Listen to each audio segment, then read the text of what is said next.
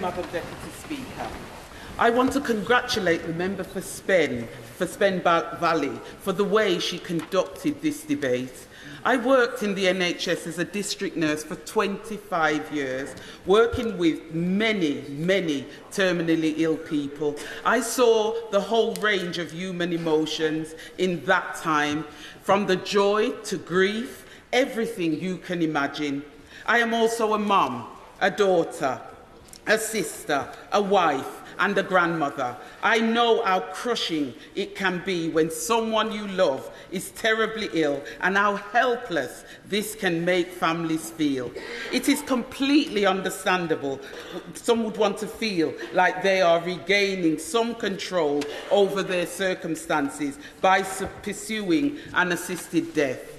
But Madam Deputy Speaker, this bill is not the answer. I simply do not trust that this bill can be implemented ethically and or safely. There are too many blind spots, and it is being rushed through too quickly and too little scrutiny. It will place enormous pressure on disabled, elderly and poor people to opt for ending their lives, so not to be a burden on their loved ones. The bill would also not do anything concrete to uplift the hospice and palliative care sectors. All we have had is promises. According to the bill, the Secretary of State must ensure that assisted suicide is available. There is no accompanying duty to provide palliative or hospice care to everyone that needs it, leaving these essential services heavily dependent on donations and charity. This, Madam Deputy Speaker, is simply unacceptable.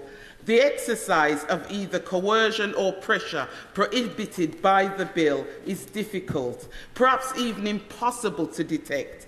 Families and personal circumstances are complicated. It would take an enormous amount of resources to make this system robust enough to entrust the lives of our loved ones to. The bill allows doctors to propose assisted dying to patients. Some of the worst Canadian abuses have originated this way. For example, a 51-year-old Canadian cancer patient was notoriously offered death instead of surgery. Even though our proposed system has its differences, this is still a risk I am not willing to take. The current law presents us with a clear boundary that can never be crossed. It avoids all slippery slopes with no room for error. Legislation of assisted suicide would replace this with an arbitrary boundary that is rife for misunderstanding, error, and at worst, abuse.